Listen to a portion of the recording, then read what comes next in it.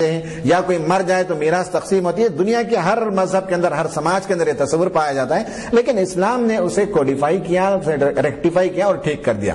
بعض روایات کو کل عدم قرار دیا، بعض روایات کو درست کیا، اور بعض روایات کو اللہ تعالیٰ نے ہو بہو باقی رکھا، اس کی تصدیق کی، اور اسے اللہ تعالیٰ نے جو ہے تسلیم کیا، اور سماج کی اس روایت کو اور آگے بڑھانے کا حکم دیا، جن میں سے ایک ماں باپ کی خدمت اور ماں باپ کے ساتھ حسن سلوک ہے.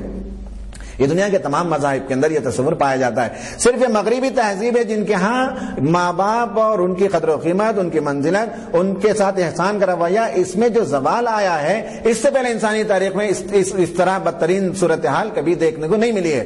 اس کے علاوہ تمام مذاہب کے اندر، اس ملک کے اندر بھی ہمارے ہاں جو ہندو بھائی رہتے ہیں، ان کے ہاں بھی ماں باپ کی قدر و قیمت کرنا، ماں باپ کی عزت کرنا، احترام کرنا، ان کے ساتھ حسن سلوک کرنا اور ان کی خدمت کرنا، یہاں ہمارے ہندو بھائیوں کے اندر بھی یہ تصور پایا جاتا ہے. بلکہ ہمیں یہ کہنا چاہیے کہ دیگر مذاہب کے بالمقابل، جس طرح سے مغرب میں دیکھتے ہیں، ان کے بالمقابل بہت اچھا خاندانی نظام ہندوؤں کے پاس بھی پایا جاتا ہے.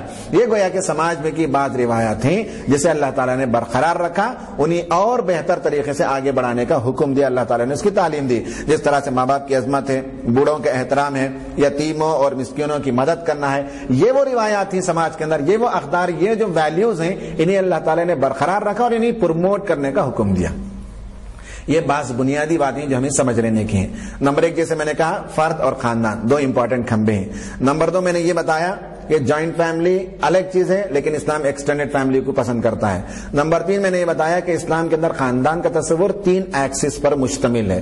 نمبر 4 میں نے یہ بتایا کہ اسلام نے بعض سماجی روایات اور انسانی جو مروجہ جو اقدار ہوتے ہیں، ان میں سے بعض کو ختم کیا، بعض کو جو ہے اصلاح کیا، اور بعض کو برقرار رکھا اور آگے بڑھانے کا حکم دیا. ان میں سے ایک والدین کے ساتھ حسن سلوک کی بات ہے.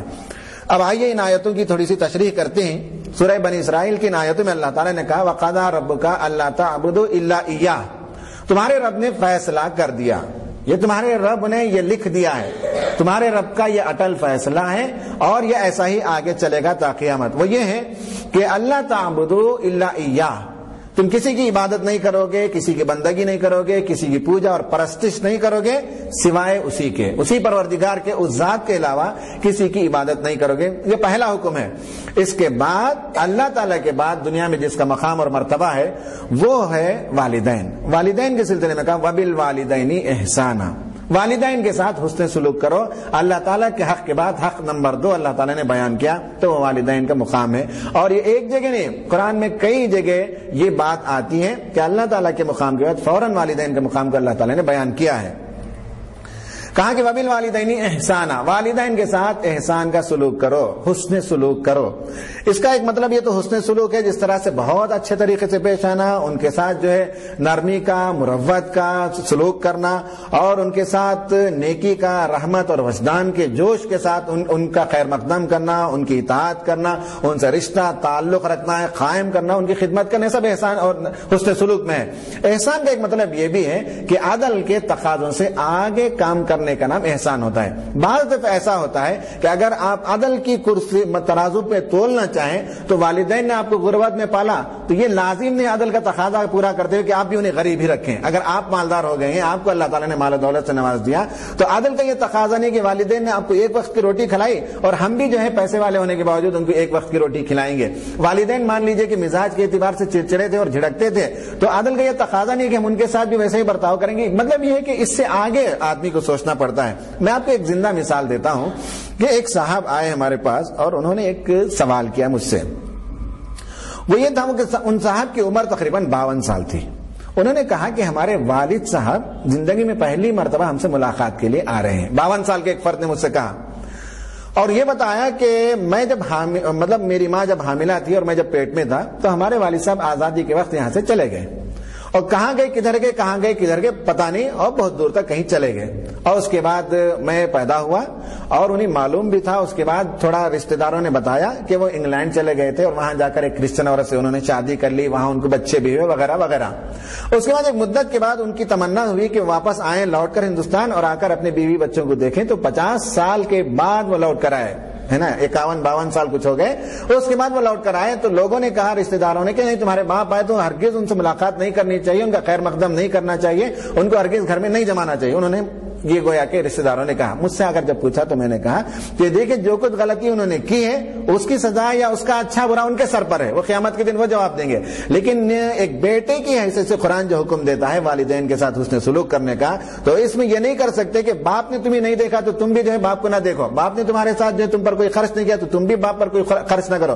تم چونکہ باپ کے گھر میں زندگی بسر نہیں کی اس لیے باپ کو تم اپنے گھر میں نہ جماؤ. یہ رویہ اسلام پسند نہیں کرتا. آپ کے لیے صحیح موقف تو یہی ہے کہ ان کی غلطی ان کے سر پر, آپ اگر وہ والد آئیں تو ان کا احترام کریں, انہیں بلائیں بٹھائیں, گھر میں رکھیں جب تک رہنا چاہیں, اور اس کے بعد جائیں تو انہیں رخصت کر دیں. بہرحال انہوں نے ویسا ہی کیا. ان کے والد صاحب آئے اور 1 ہفتہ 10 دن رہے اور اس کے بعد پھر واپس لندن گئے, اور اللہ تعالیٰ کا کرنا یہ ہوا کہ جانے کے 1 مہینے کے اندر وہ انتقال ہو گئے.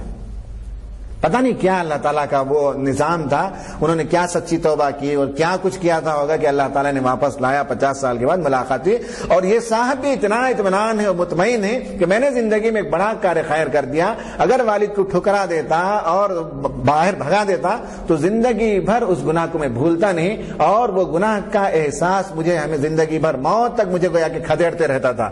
تو وہ خوش ہیں اس بات پر کہ والد صاحب کی جو کچھ غلطی تھی وہ ان کے سر پر, لیکن آئے تو میں نے ان کے ساتھ حسن سلوک کیا. احسان کا درجہ یہ ہے, یہ میں کہنا چاہتا ہوں. عدل کے تقاضے نہیں بلکہ احسان کا رویہ والدین کے ساتھ کرنے کا اسلام حکم دیتا ہے, اور انہوں نے ویسے ہی کیا.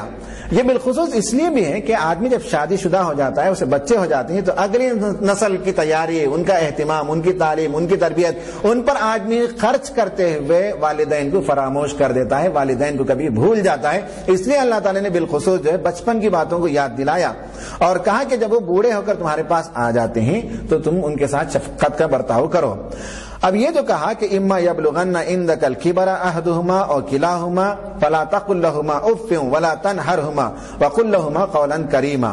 اللہ تعالیٰ نے اس میں 2-3 باتوں کا حکم دیا. ایک تو یہ ہے کہ بوڑھے ہو کر والدین تمہارے پاس آئیں اس حال میں کہ وہ ایک ہیں یا دونوں اگر میسر آئیں تو دونوں, یا دونوں میں سے ایک اگر تمہارے پاس آئیں تو انہیں اف تک نہ کہو, جھڑکو تک نہیں, ان سے بیزار نہ ہو جاؤ, ان سے اکتا نہ جاؤ, اور انہیں جھڑک کر بات نہ کرو, اور ان کے ساتھ قول کریم نرمی کا اور احترام کے ساتھ ان کے ساتھ بات کیا کرو. یہ اللہ تعالیٰ نے حکم دیا, اور کہا کہ وَخْفِضْ لَهُمَا جَنَاحَ الذُّلِّ, ان کے لیے اپنی رحمت کے پر. جناح ذلی کا مطلب جس طرح مرغی اپنے بچوں کو پروں کے اندر سمیٹ لیتی ہے, اس طرح سے تم اپنے بازو عاجزی کے ساتھ, شفقت کے ساتھ, رحمت کے ساتھ اپنے والدین پر پھیلائے رکھو. وَقُلْ رَبِّ ارْحَمْهُمَا كَمَا رَبَّيَانِي صَغِيرًا, اور ان کے لیے دعا کرتے رہو کہ پروردگار ہمارے والدین پر تو اس طرح سے رحم فرما جس طرح سے بچپن میں انہوں نے بڑی رحمت اور شفقت کے ساتھ ہمیں پالا اور پوسا, ہماری تربیت کی, پروردگار تو ان پر رحم فرما.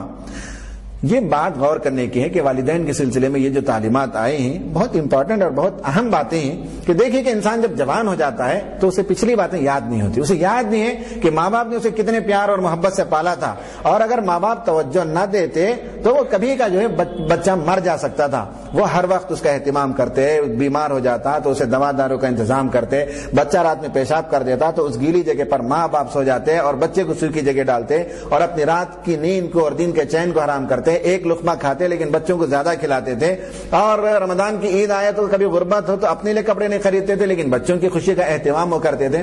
یہ سب ماں باپ جو کرتے ہیں, اس کے بعد انسان جب بڑا ہو جاتا ہے تو اس ماں باپ کے جذبات کو, ان کی خواہشات کو, اور انہوں نے جن نیک تمناؤں کے ساتھ پالا تھا اسے فراموش کر دیتا ہے. بالکل اس طرح سے جس طرح سے آپ ایک سرسبز و شاداب کھیتی کو دیکھتے ہیں تو کھیتی تو بہت اچھی لگتی ہے, لیکن کھیتی کیسے وجود میں آئی, اس کے نیچے ایک دانہ ہوتا ہے, اس دانے کے تمام معدنیات کو جب وہ چوس لیتا ہے پودا تو وہ دانہ جو ایک بھوسا بن جاتا ہے اور اس کے نتیجے میں ایک پودا تیار ہو جاتا ہے. اسی طرح آپ چوزا کو دیکھتے ہیں تو چوزا انڈے کی تمام غذا کو چوس لیتا ہے تو چوزا جو ہے باہر نکل آتا ہے اور انڈا محض ایک چھلکا رہ جاتا ہے. اسی طرح ماں باپ بڑھاپے میں سوائے ہڈیوں کے پنجر کے اور ان کے چمڑی اور ان کے جلد میں جھریاں دیکھتے ہیں تو جھریاں اور ہڈیوں کے پنجر کے علاوہ اور کچھ نہیں رہتے. بچے سب کچھ ان کا چوس لیتے ہیں, ان کی جوانی, ان کے جذبات, ان کے خواہشات, ان کی محنت کی کمائی سارا چوس کر بچے جوان ہو جاتے ہیں, بچے بڑے ہو جاتے ہیں, بچے بہت عقل مند ہو جاتے ہیں, بچے جو ہے سائنس اینڈ ٹیکنالوجی میں آگے نکل جاتے ہیں, اور ماں باپ جو ہے وہ ہڈی کا پنجر بن کر رہ جاتے ہیں. اس حال میں والدین کی خدمت کرنے کی تعلیم و ترغیب دی، اس لیے کہ یہ وہ موقع ہوتا ہے کہ انسان کو تھوڑا سا سوچنا چاہیے کہ جب معمولی ایک گوشت کا لوتھڑا تھا جو ان کی گود میں ڈال دیا گیا تھا تو ماں باپ نے بہت پیار و محبت سے بچپن میں پالا، آج ایک ہڈیوں کا پنجر ان کے حوالے کیا گیا ہے تو بچے ان سے اکتا جاتے ہیں، ان کے موت کی تمنا کرتے ہیں اور سوچتے رہتے ہیں کب یہ مریں گے اور کب ان سے چھٹکارا پائیں گے۔ تو اس طرح سے انسان کبھی سوچنے لگتا ہے، یہ بدبختی ہے انسان کی، اس طرح اگر وہ سوچتا ہے۔ تو یہ ایک بات ہے جس کی طرف اللہ تعالیٰ نے توجہ دلائی کہ بچپن کو یاد کرو، جس طرح سے انہوں نے تمہیں پالا تھا، تو اب تمہاری یہ ذمہ داری ہے کہ تم انہیں جھڑکو نہیں اور انہیں رحمت کے ساتھ پالنا اور پوسنا چاہیے۔ پھر کہا کہ کبر، بڑی عمر میں تمہارے پاس پہنچے۔ اس لفظ کے اندر ایک تو بڑی عمر کا مطلب ہے بڑھاپا، دوسرا ان کے اندر ایک جلال پیدا ہو جاتا ہے بڑھاپے کی وجہ سے، تیسرا ان کی طبیعت کے اندر ایک ضد بھی پیدا ہو جاتی ہے، یہ سب ان کی طبیعت کے اندر تبدیلیاں آتی ہیں، اسی لیے لفظ استعمال ہوا کبر۔